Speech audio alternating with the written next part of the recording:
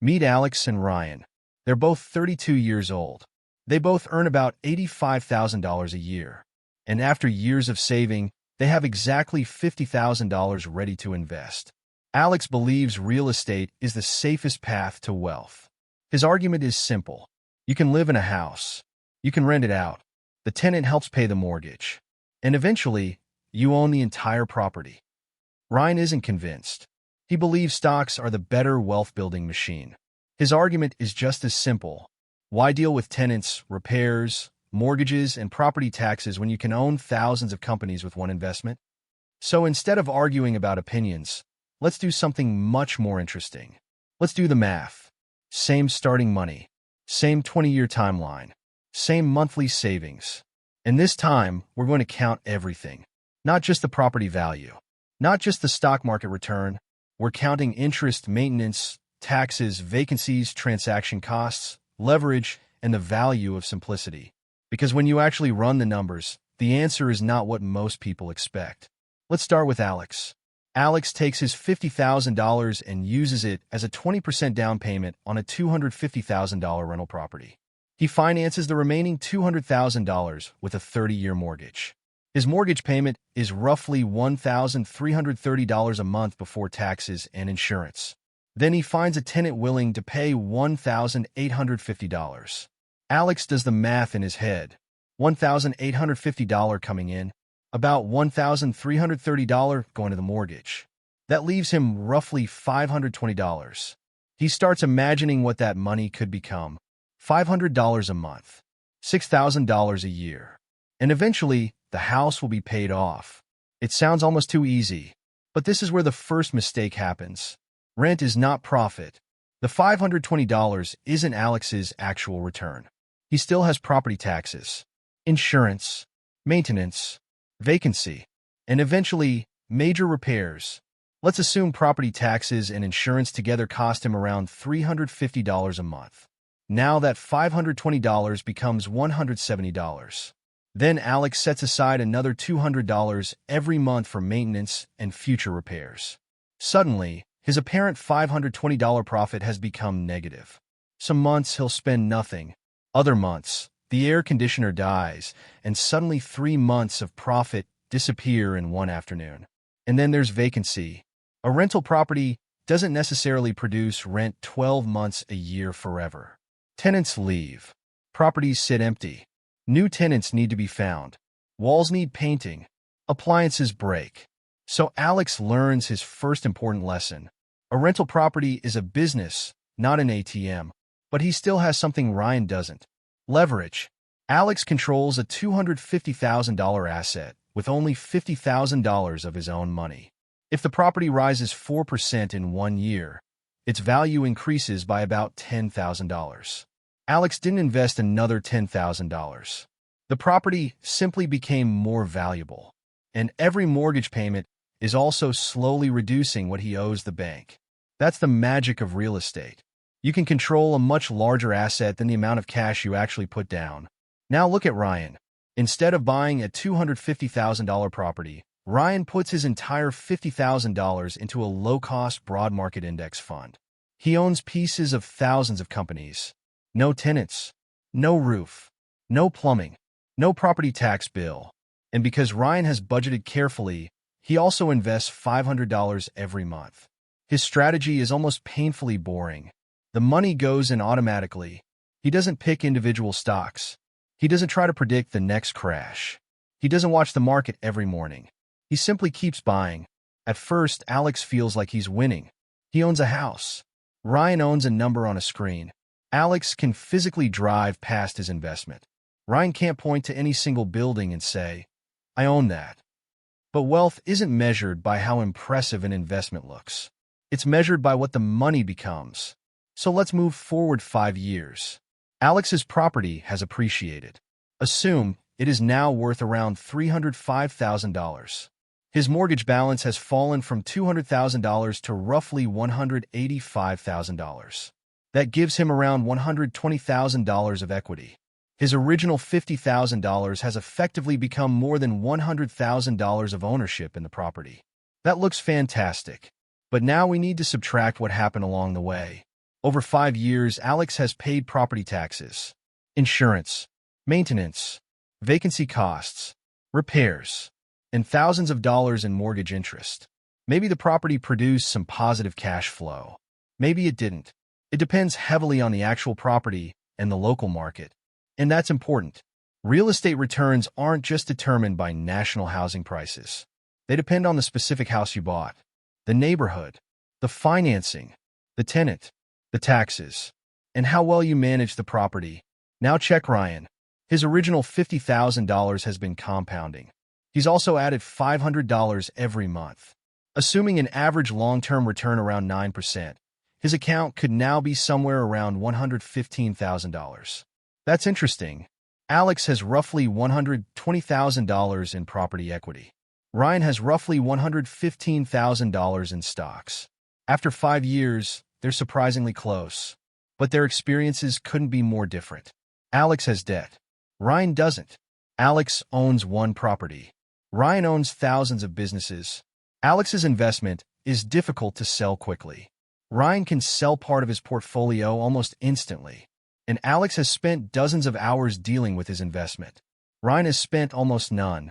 Then year 7 arrives, and something happens that neither of them can control. The stock market crashes. Ryan's portfolio falls 25%. His $140,000 account suddenly looks like $105,000. The numbers are brutal. The financial news is everywhere. People are predicting a recession. Friends are saying stocks are finished. Ryan starts wondering whether he made a terrible mistake. Alex feels better. His property still looks the same. The walls haven't fallen down. The kitchen is still there. His tenant is still paying rent.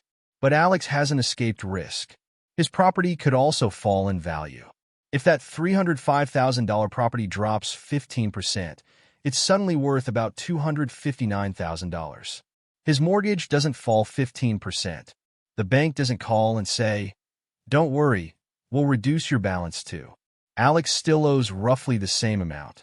This is the part people misunderstand about real estate. Real estate prices simply don't update every second. Stocks show you the loss immediately. Real estate can hide the loss until you actually try to sell. The risk is still there. The screen is just quieter. Now let's reach year 10. Alex's property has continued appreciating. Let's say it's now worth approximately $390,000.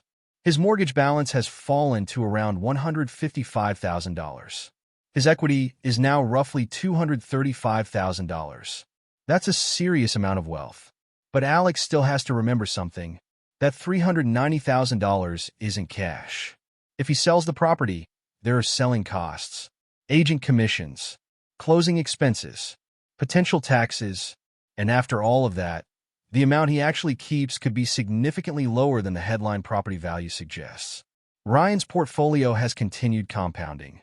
His original $50,000 plus 10 years of $500 monthly contributions could now be worth roughly $190,000 to $200,000 under our assumed return. At this point, Alex appears to be ahead.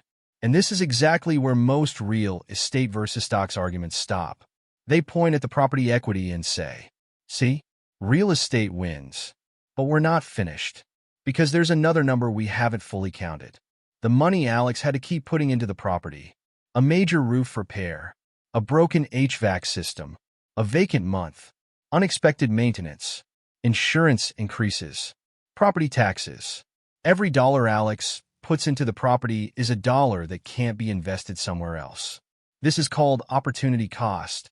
And it's one of the biggest missing pieces in real estate comparisons.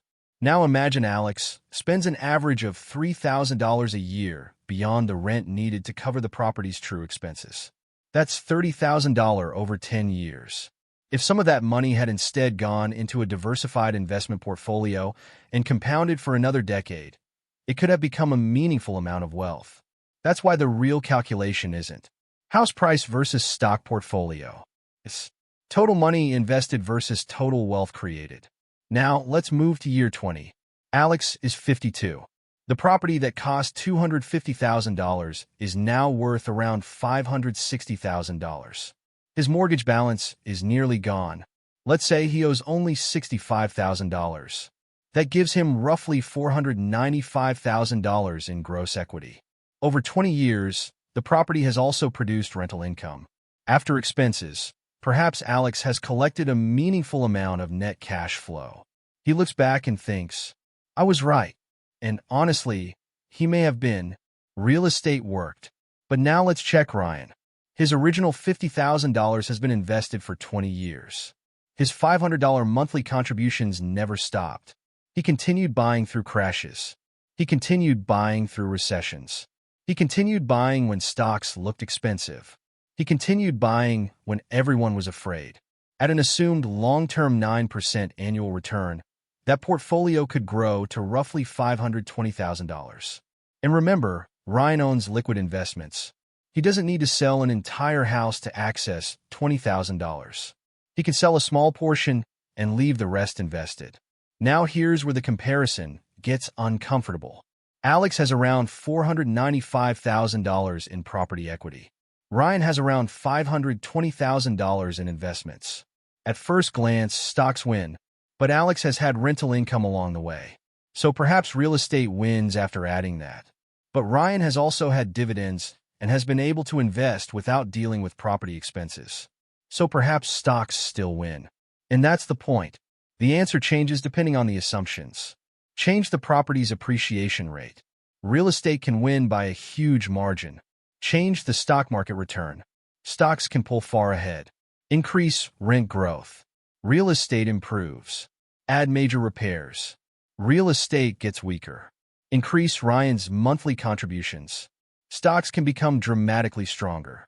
And suddenly, the argument that one asset always beats the other falls apart. Because the investment isn't the only thing producing the result. The investor is. Now let's compare the two strategies beyond the spreadsheet. Alex has concentration risk. One property, one neighborhood, one local economy, one tenant. If something goes badly wrong, the impact can be enormous. Ryan has diversification. Thousands of companies, multiple industries, different geographic markets. One company failing doesn't destroy his portfolio. But Ryan has a different problem. Behavior. When the market falls 30%, he has to keep holding. When it falls 40%, he has to keep buying. If he panics and sells during the crash, the mathematical advantage of compounding can disappear. Alex has leverage that can dramatically increase his return on his original cash. But leverage also magnifies losses. If Alex buys a $250,000 property with $50,000 down and the property falls 20%, the property loses $50,000. That's his entire original down payment. The house is still worth $200,000, but his equity has been crushed. That's the double-edged sword of borrowed money. It makes you richer faster when you're right, and poorer faster when you're wrong. Stocks don't usually give Ryan that kind of leverage automatically, but they also don't give him the same debt risk. Then there's time. This might be the biggest hidden cost of all. Alex has to manage a physical asset. Ryan can automate his strategy. Alex can become extremely wealthy through real estate. But if he spends 20 years treating his rental portfolio like a second job, part of that return came from his labor. Ryan's portfolio may require almost no maintenance. His biggest responsibility is emotional discipline. So after doing all the math, who actually wins? Here's the surprising answer. Neither one wins automatically. Real estate can produce extraordinary wealth because of leverage, rental income, appreciation, and debt paydown. Stocks can produce extraordinary wealth because of diversification, liquidity, low friction, and compounding. But if you force me to choose the better default strategy for someone who wants simplicity and doesn't want a second career managing property, diversified stocks have a huge advantage. Why? Because the entire system can be automated. You can invest every month. You can diversify instantly. You don't need a tenant. You don't need a contractor. You don't need to worry about a roof. And you don't need to sell an entire asset when you need some cash. But if you have the knowledge to buy excellent properties, access to favorable financing, strong rental demand, and the temperament to manage leverage, real estate can outperform dramatically. And there's an even more interesting possibility. You don't have to choose. You can use stocks for diversification and liquidity, and real estate for leverage and income, The two strategies can actually complement each other, because the real winner isn't the person who picked the asset with the highest theoretical return. The real winner is the person who consistently buys productive assets, controls expenses, avoids catastrophic debt, and stays invested for decades. That's the part the internet usually leaves out. People want a simple answer. Real estate wins. Stocks win. This asset is better. That asset is safer. But wealth doesn't care about slogans. It cares about mathematics. It cares about how much you invest, how long you invest it, how much you keep after expenses, and whether you can stay invested when everything looks terrible. So if someone tells you real estate always beats stocks, ask them to include vacancy, repairs, taxes, interest, selling costs, and the value of their time. And if someone tells you stocks always beat real estate, ask them to include crashes, investor behavior, and the discipline required to keep buying when the market is falling. Because once you include everything, the winner becomes a lot harder to predict. And maybe that's the most important lesson of all. The best investment isn't the one that sounds smartest. It's the one whose mathematics you understand and whose strategy you can actually stick with for 20 years.